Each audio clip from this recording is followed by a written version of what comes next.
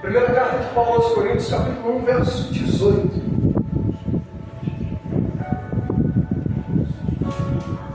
Certamente, a palavra da cruz é loucura para os que se perdem, mas para nós que somos salvos, poder de Deus. Pois está escrito: destruirei a sabedoria dos sábios e aniquilarei a inteligência dos instruídos. Onde está o sábio? Onde o escriba? Onde o inquiridor deste século? Porventura não tornou Deus louco a sabedoria do mundo? Visto como, na sabedoria de Deus, o mundo não conheceu por sua própria sabedoria. Aprove a Deus salvar os que creem pela loucura da pregação, porque tanto os judeus pedem sinais, como os gregos buscam sabedoria. Mas nós pregamos a Cristo crucificado, escândalo para os judeus, loucura para os gentios, mas para os que foram chamados, tanto judeus como gregos, pregamos a Cristo, poder de Deus e sabedoria de Deus, porque a loucura de Deus é mais sábia do que os homens, e a fraqueza de Deus é mais forte do que os homens. Amém? Somente até aí. Por mais que, ou ao contrário de tudo que as pessoas pensam, Jesus, na verdade, ele era alguém comum, um homem comum, ao ponto de que Judas, no momento em que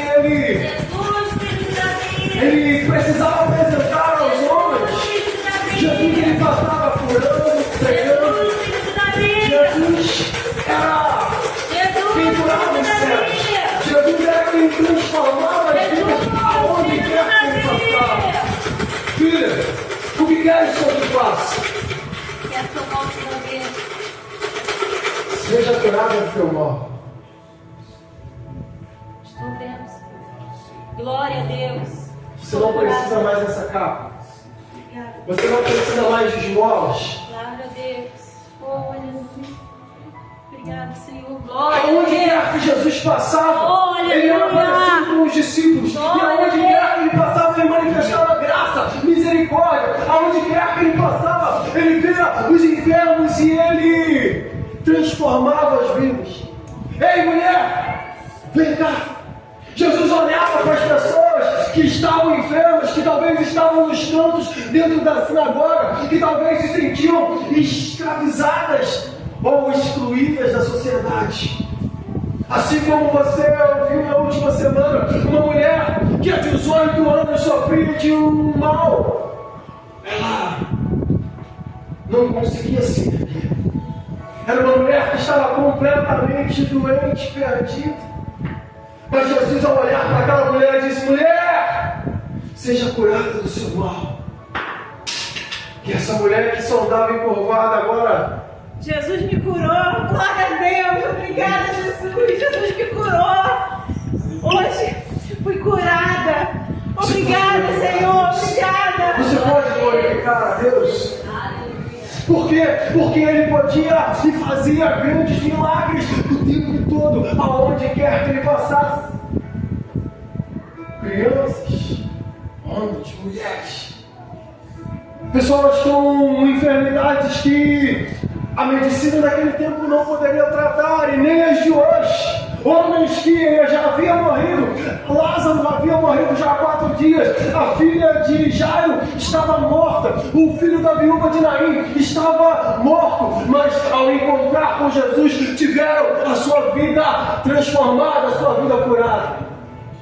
Ao tocar em Jesus, uma mulher pode ser curada de um fluxo de sangue que já durava 12 anos. Glória a Deus, eu fui curada. Obrigada, Jesus. Oh, aleluia. E por que eu estou dizendo isso? Porque eu quero falar sobre a loucura da pregação.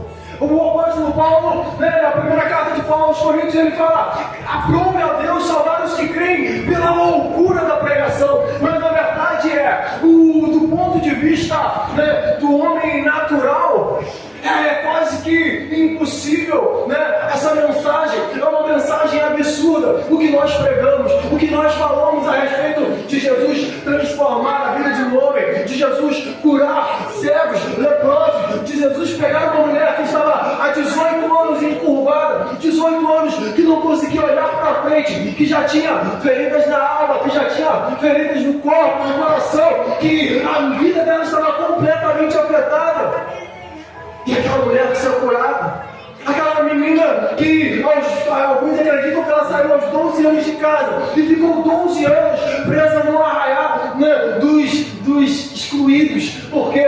Porque 12 anos aquela menina não parava de menstruar. Por 12 anos aquela menina, ela ficou, né, virou uma mulher e o seu fluxo de sangue não parava. Abandonada praticamente pela família. Por mais que a família tivesse gastado todo o dinheiro possível pelaquela menina, foram 12 anos que ela tinha que ficar afastada da família. Foram 12 anos que aquela menina teve que ficar excluída. E aí, o homem natural, o homem comum fala, é loucura, não tem como. Mas nós que somos salvos, entendemos, é o poder de Deus que se manifesta a todos os homens. É o poder de Deus que pega um homem das drogas do álcool. É o poder de Deus que pega um homem e transforma a vida dele sobrenaturalmente. É o poder de Deus quem muda, por mais que o mundo ache, é loucura. Ei, é o poder de Deus que se manifesta sobre a minha vida e a sua vida. Se você crê, claro. A mensagem da cruz é incompreensível para muitos, mas para mim, para você, para nós que fomos salvos, o apóstolo Paulo declarou, é o poder de Deus que se manifesta sobre os homens. Por isso ele deixou aqui no verso 21, ó, aprove a Deus salvar os que creem pela loucura da pregação.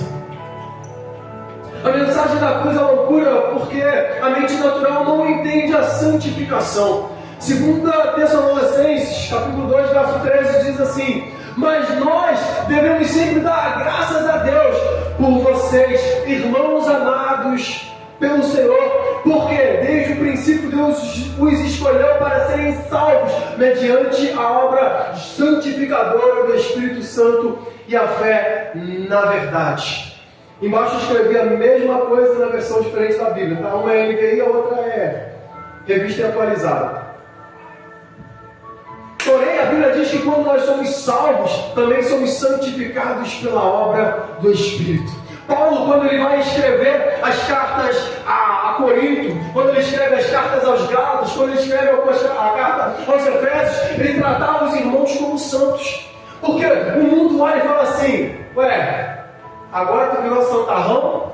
Agora tu está na igreja? Agora tu está achando que tu vai ser liberto dos seus pecados? Mas a verdade é, a Bíblia ela diz que existiu uma obra sobre as nossas vidas para nos santificar, né? E quando Paulo escrevia para as igrejas em Éfeso, Colossos, Coríntios, ele estava ali, ei, aos santos irmãos, aos santos, né? No passado, a igreja se tratava assim, ô santo, e aí santo, só que com o tempo começou a vir a idolatria e a igreja perdeu o costume de chamar o outro irmão de santo. Por quê?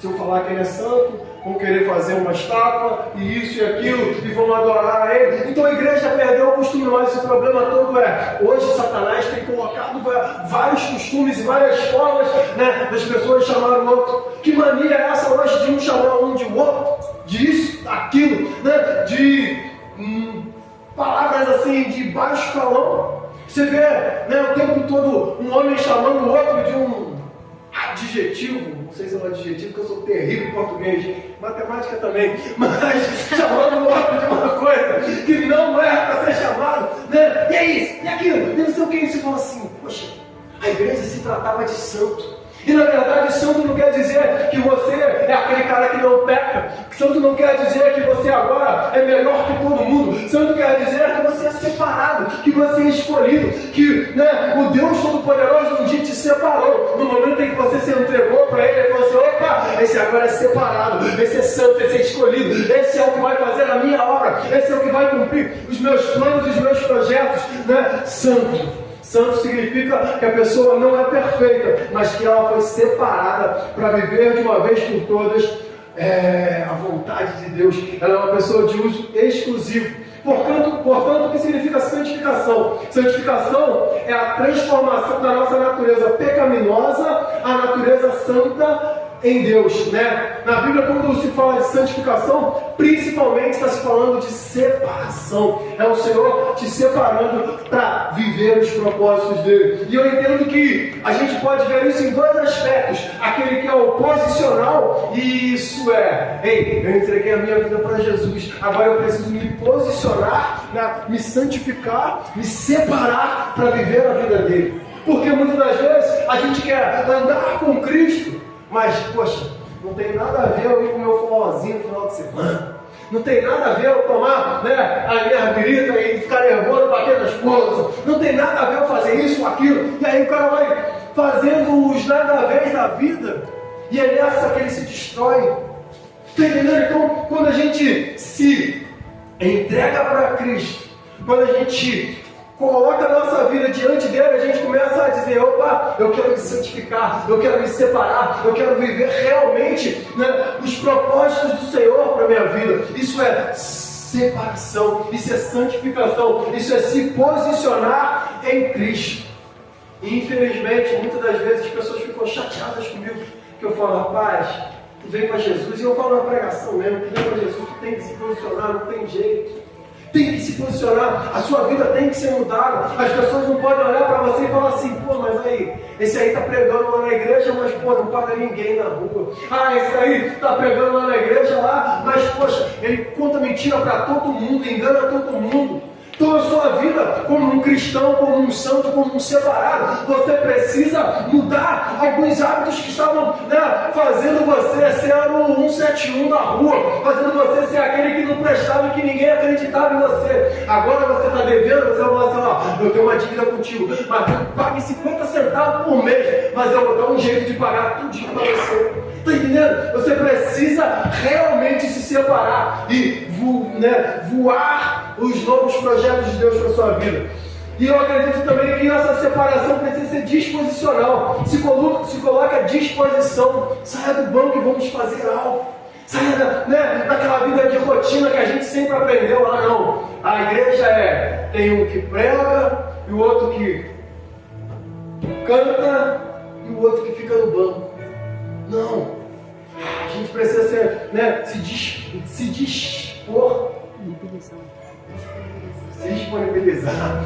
Estou tentando achar a palavra: disponibilizar para viver os projetos de Deus, se disponibilizar para fazer a obra, para cumprir os propósitos que o Senhor nos chamou para viver. A gente fica assim: ah, mas é que no passado eu fiz e não deu certo. Ah, é que aconteceu assim lá atrás e que me magoaram aqui. Então, eu sei, o homem errou contigo, o homem falhou contigo, mas o Deus que te chamou, ele não falhou e ele não, esqueceu do propósito, do projeto dele para a sua vida. Então, se disponibilize a viver os projetos e sonhos do Senhor para a tua vida. É hora de, se colocar à disposição dele e se separar para viver única e exclusivamente para ele. Eu não vou poder mais trabalhar. Não é isso que eu estou falando. Você vai estudar, você vai trabalhar, você vai viver, a sua vida, mas você precisa também se entregar ao seu chamado. Você não é mais comum, você agora é separado para Deus. Sua vida não pertence mais a você. Você é propriedade exclusiva de Deus. É o VIP, né? A mensagem da cruz é uma loucura para mim, porque a mente natural não entende a transformação. Romanos capítulo 12, verso 2. E não vos conformeis com este século, mas transformai-vos pela renovação da vossa mente, para que experimenteis qual seja a boa, agradável e perfeita vontade de Deus. Aí a outra versão diz assim: não se amoldem ao padrão deste mundo, mas transformem-se pela renovação da sua mente, para que sejam capazes de experimentar e comprovar a boa, agradável e perfeita vontade do Senhor. Transformação é o resultado da santificação e está relacionada com a alma do homem. E quando a gente fala em alma, é importante você entender que a alma, ela fala dos nossos sentimentos. A alma, ela fala de tudo aquilo que tem dentro de nós, que muitas das vezes está pobre. São, sentimentos ruins que nós temos, sentimentos bons também. Então a alma, ela está falando de algo assim, porque você precisa entender que o homem é como um computador, não entendo nada. Mas o homem é como um computador, talvez o Jonas vai te explicar isso depois. Mas a verdade é, eu entendo que quando você compra um computador, ele vem de fábrica com o seu padrão. Aí a gente, né, esperto, vai lá no Google, começa a instalar um monte de coisa. Instala isso, instala aquilo. Agora eu vou ter um programa isso, um programa aquilo. E aí começa a instalar um monte de coisa. Mas de repente, pode vir um vírus que destrói o teu computador. E a verdade é que o homem é exatamente isso. O homem, ele vem de fábrica, né? Ele vem de Deus, chamado, separado para viver o propósito de Deus. Mas muitas das vezes até no ventre da mãe, a criança já está sendo instalada coisas na mente dela. Eu lembro que quando a Marcia estava grávida da Maria, eu cantava todo dia na barriga da Marcia. Cantava minhas músicas em inglês, cantava, pá, não sei o quê. Aí Maria nasceu. Chegava no hospital, com a criança lá, agitada, não sei o quê. Eu chegava lá e leave it all behind, leave it all behind, I have what you need. Aí ela ficava calminha, sabe? Mas a verdade é, quando a mãe está com um bebê no ventre, ela começa a falar, por que a criança já nasce? Opa, essa aqui é minha mãe, ela reconhece, porque ela ficou 9 meses naquela barriga ouvindo a voz da mãe, ela ficou ali ouvindo a voz do pai, ficou ouvindo as promessas, ficou ouvindo aquilo que era de bom. Mas infelizmente existem lares conturbados, que aí a mãe está ouvindo um monte de besteira, o neném ouvindo um monte de coisa, e muita coisa, e a criança já nasce cheia de... Está entendendo? Então, a verdade é que Deus, ele nos chama para algo e acontece o seguinte: vem o Satanás e começa a instalar um monte de programa ruim, vem trazendo um monte de vírus, contaminando o ser humano, contaminando o homem com tudo aquilo. E quando a Bíblia ela vai dizer aqui, Romanos, Paulo, Romanos, ele vai dizer assim, a renovação, esse prefixo ele quer dizer que não é algo novo. Ele está dizendo assim, voltar ao original, é formatar o computador, é formatar o cidadão, voltar ao programa de Deus, né, para a renovação da sua mente, voltar lá, para voltar a experimentar a boa, perfeita e agradável vontade do Senhor, para experimentar quais são os planos de Deus para a nossa vida. É uma mudança que é interior, que vai refletir no exterior. É algo que vem dentro de nós e começa a mudar. Cristo entrando, né, na nossa vida de uma forma sobrenatural, e do lado de fora as pessoas começam a perceber: esse homem de Deus, essa mulher de Deus, existe algo completamente diferente sobre a vida dele, sobre a vida dela, né? Pensa numa pessoa pálida, eu pensei logo no cara pálida, pensa no cara pálido, e aí você vai ver, né, aquela pessoa pálida, aquela pessoa sem vida, na hora que tu olha assim, pálida. Aí, né, tu vai lá, faz aquela maquiagem, a pessoa fica assim bonita, corada, só que na verdade só mudou por fora. Tá entendendo? É só uma maquiagem. É aquele caso de, né, hoje eu lembrei da história da menina do louvor. O cara chegou na igreja e se apaixonou pela menina do louvor. Menina linda, pá, cantava e tocava teclado e pá. Aí o cara falou: eu vou casar com essa menina. E aí começou, e cantava a menina, e pá, quero casar contigo, pá. Começaram a namorar. Aí ele ia todo bobo, no culto domingo, encontrava a menina, aquela menina linda, cantava, e ele ficava doido, é minha namorada, não sei o quê, e pum, um dia levava em casa, deixava na porta, voltava, é minha namorada, nós vamos casar, marcaram o casamento, foram para lua de mel, pá, bonito, pum. No outro dia de manhã, na hora que ele acorda, meu irmão, olha pra mulher, garra nos canta, desgraçada, canta! Ele não sabia mais quem era. Um dia eu estava no discipulado com a menina aqui, a menina tirou a sobrancelha, tirou, não sei, o cílio, tirou não sei o que, eu falei: meu Deus, está desmontando. Fiquei desesperado, falei: pô, tá caindo um pedaço aí. Mas a verdade é que, né, a cidadã ali do louvor lá, a menina era linda. Hoje em dia eu tô olhando no Facebook do outro dia, rapaz. Tô olhando no Facebook e falo assim: rapaz, será que eu conheço? Acho que não conheço, não. Aí quando tu vai vendo as outras fotos assim, já sei quem é. Mas a verdade é, né, a transformação que Deus ele tem na nossa vida, ela não pode ser só do lado de fora. Eu não posso chegar aqui, né? Eu sou o pastor da igreja, agora eu uso terno e gravata, sapato de couro, agora eu sou o cara. Todo mundo tem que me respeitar, mas chega lá fora, eu não respeito ninguém, eu não pago ninguém. Eu maltrato a minha família, eu maltrato a minha esposa e meus filhos. Eu sou aquele monstro. Está entendendo? Então a transformação em Cristo ela não pode ser só exterior. Ela precisa ser interior. E é voltar ao original e começar a viver o padrão de Cristo. Tem que mudar a dieta, né? Para mudar a cara pálida do cidadão, tem que mudar a dieta. Quase que eu me perdi. Ainda bem que eu escrito. Para mudar a cara pálida do cidadão, tem que mudar a dieta. E para mudar a dieta é o seguinte: é um processo que começa no dia que você nasce de novo, no dia que você entrega a sua vida para Jesus e vai até o último dia da sua vida. Todos os dias você vai se alimentando da palavra do Senhor, né? Você vem para a igreja, você vai para a célula, você vai, né, comer uma pizza com o pessoal da igreja, lá você vai rir, vai se divertir, você vai compartilhar da palavra de Deus, você vai falar um testemunho, você vai comer bastante, mas é um momento em que você está com os santos, você está com a igreja do Senhor, né? A tua dieta agora é diferente, você está ouvindo, né, coisas que vão edificar a tua alma, vão edificar o teu espírito e vão mudar a tua história. A tua dieta vai ser mudada, você não vai ser mais um cara pálida, você vai ser, né, um homem de Deus, chamado e escolhido para viver os sonhos dele. Deus vai acrescentando algo novo na sua vida através do alimento que você vai recebendo. Você está sendo transformado dia após dia pelo Senhor.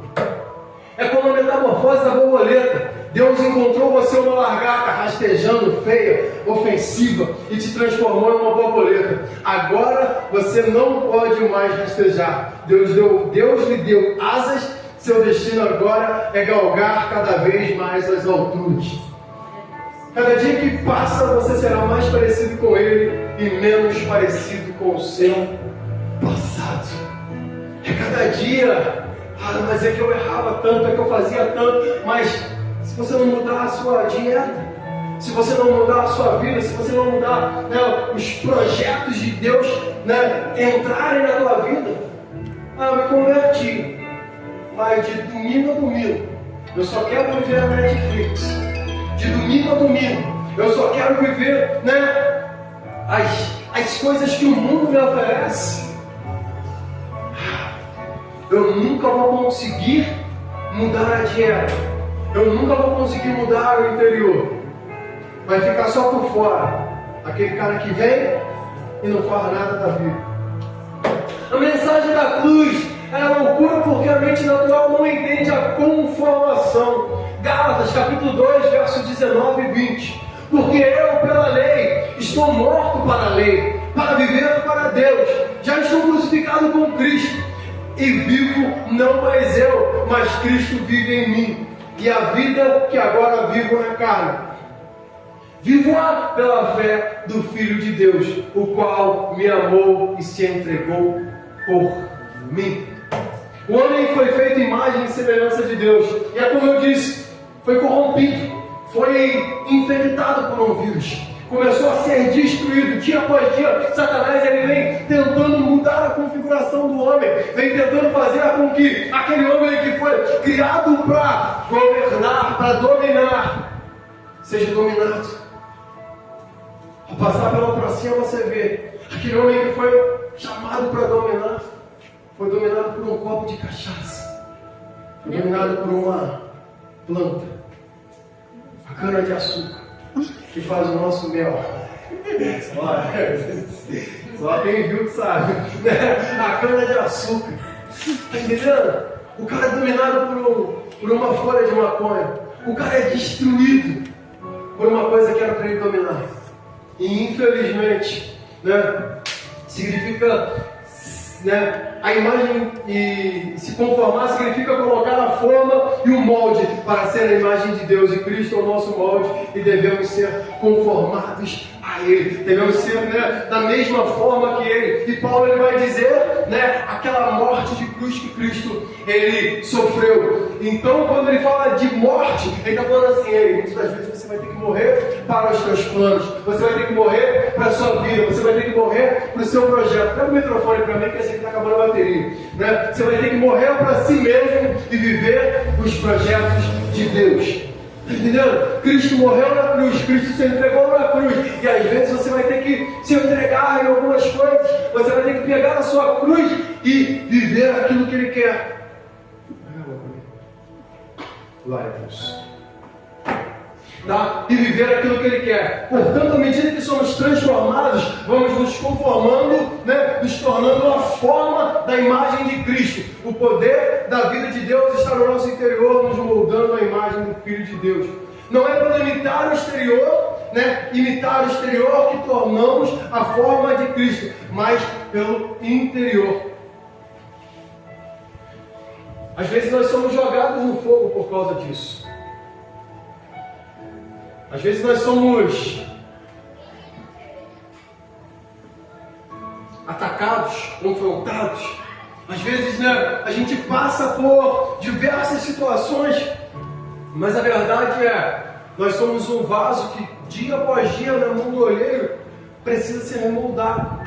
Dia após dia precisa ser esmagado. Às vezes tem que quebrar porque não estava dando certo, porque estava indo para o caminho errado. Aí ele vai, né, nos amassando, nos moldando, para no final nos fazer um vaso bonito e um vaso de honra para a glória do nome dele. A mensagem da cruz é loucura porque a mente natural não entende a glorificação. Romanos capítulo 8, verso 30. E aos que predestinou, aquele que estava no ventre da mãe, predestinado a viver os propósitos de Deus. Esse também Ele chamou a todos. Muitos são chamados, poucos são escolhidos, né? E esses também justificou. E aos que justificou, esses também glorificou. Nós podemos dizer que biblicamente a salvação ela tem 3 tempos: passado, presente e futuro. No passado eu fui salvo. Aí você vai falar assim: mas como assim? Passado fui salvo. Porque no momento em que você entrega a sua vida para Jesus, se você está com o seu coração arrependido, não importa o que você tenha feito. Ah não, mas aí o cara era assassino, o cara estava, né? Não, mas eu me lembro de Jesus na cruz. E na hora que aquele ladrão que estava do lado se arrepende, ele falou: ainda hoje tu estarás comigo no meu reino. Então, né, eu entendo que no momento em que você se entrega para Jesus, você é chamado, você é escolhido a viver os propósitos dele, você é perdoado, e a salvação, né, ela entra em você. Mas eu preciso entender que é o passado. Eu preciso viver o presente, eu preciso ser salvo dia após dia, porque se hoje eu sou o pior de todos, eu me arrependi, entreguei minha vida para Jesus, e agora eu parei e voltei para a minha vida do crime, para a minha vida perdida, a verdade é, vou me perder.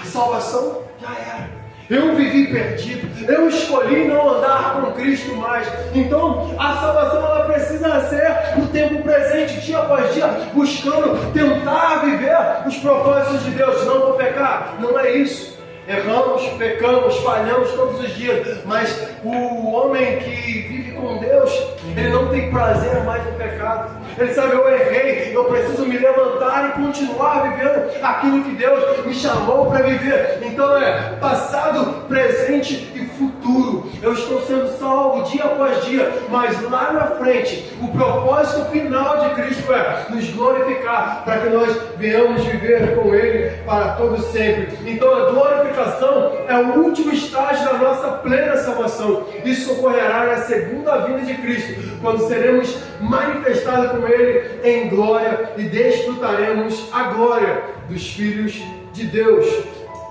Hoje nós sofremos, nós temos várias limitações. São as doenças, é a dor de dente que vem, arrebenta o cidadão, é a dor de ouvido, é isso, é aquilo, é a gripe, né? É a gripe suína, a gripe aviária, é a Covid, é isso, é aquilo. E então, né, nós somos limitados no nosso corpo. E infelizmente, nós vamos enfrentar isso, talvez cada dia mais, cada dia pior. Tantos vírus vão ser lançados piores do que a Covid. Talvez você não vai enfrentar.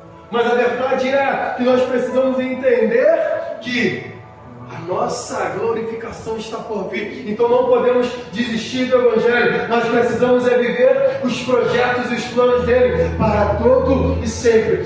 Ficamos doentes, ficamos enfermos, envelhecemos e vamos morrer. Mas ainda assim precisamos crer que naquele último dia seremos glorificados com ele. Haverá um dia em que esse corpo corruptível será revestido de incorruptibilidade. Fala comigo, incorruptibilidade. Obrigado. E para sempre estaremos livres do pecado e da morte. No futuro, o nosso corpo será completamente saturado da glória de Cristo. Seremos então libertos do cativeiro ao qual estamos sujeitos, bem como toda a criação, para entrarmos na liberdade da glória dos filhos de Deus. Seremos tal como Ele é. Um dia, essa vida que você tem será totalmente saturada. E aí, saturado significa completamente cheio, repleto, abarrotado, impregnado, embebido no mais alto grau pela vida de Cristo. E isso aqui é uma canção que eu canto todos os dias. É em inglês, mas eu canto todos os dias. Porque a gente... Hoje eu vi o status de uma pessoa e ela estava lá. É bom ficar sozinho, é bom isso, é bom aquilo, é bom não sei o quê. E a Cíntia colocou um vídeo muito importante no grupo hoje. Eu nem sei o que ele estava falando, mas não lembro. Mas eu, resumindo o que aquele cara falou, eu me lembro da palavra que diz: quero trazer à memória só o que me traz esperança. Porque a gente vai enfrentar dias maus. A gente vai passar por situações adversas, a gente vai perder pessoas que a gente ama. A gente vai passar por algumas situações que elas vão mexer fortemente comigo, contigo. Aí, tem dia que eu estou meio estressado no trabalho. Não é todo dia não, mas eu canto a música todo dia só para cantar. Mas a verdade é, um dia eu estava mal, deve ter uns 13 anos, 14 anos, 15 anos que eu canto essa música. Mesma música todos os dias, o cara já fica tudo doido. Mas a verdade é, um dia eu estava mal e eu lembrei dessa música. Que ela diz assim, ó: There will be a day with no more tears, no more pain, no more fears. There will be a day with the burdens of this place will be no more. We will see Jesus face to face. Haverá um dia em que não haverá mais lágrima, nem dor, nem pranto, nem os fardos deste mundo já não existirão. E nós veremos Jesus face a face. Está entendendo? Por quê? Eu não vou cantar porque eu estou bem. É porque às vezes você está mal mesmo. É porque às vezes você está com dificuldade. É porque às vezes você está com situações adversas vindo contra você. É a hora que você precisa falar: ei, eu preciso me agarrar nas promessas do Senhor e entender. Haverá um dia em que não haverá mais lágrima, nem dor, nem pranto, nem choro. Haverá um dia em que nada vai fazer com que eu venha desistir da promessa. Porque agora eu estou vendo Jesus face a face. Ei, eu venci, eu passei por isso, eu passei por aquilo.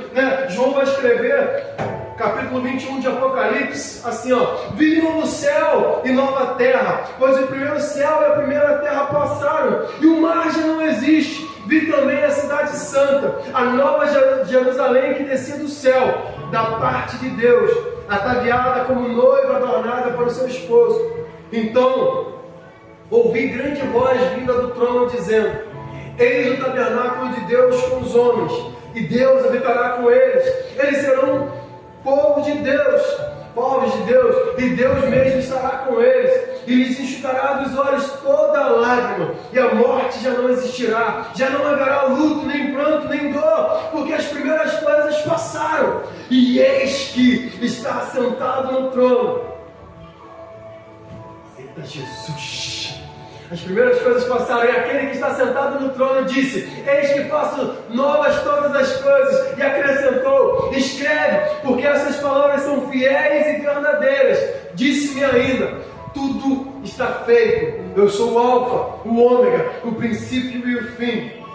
Eu, a quem tem sede, darei de graça da fonte da água da vida. O vencedor herdará todas essas coisas, e eu lhe serei Deus, e ele lhe será filho. A verdade é que você precisa perseverar. A palavra da cruz é loucura. As pessoas vão te criticar. E é crente. As pessoas vão te perseguir. Ué, tu é pastor? Tu não precisa de salário. Ué, tu é pastor? É isso. Ué, tu é pastor? É aquilo. Tá entendendo? As pessoas vão falar diversas coisas contra você por você ter a sua fé. Mas você precisa entender que um dia tudo isso vai passar. E aí você vai fazer como João pode ver: novo céu, nova terra. E aí não haverá mais dor, não haverá mais pranto. Você vai poder viver e desfrutar com Ele para todo sempre. E nada mais poderá te fazer descer lágrimas dos olhos, a não ser a alegria de ver Jesus face a face. Quero te pedir para se colocar de pé.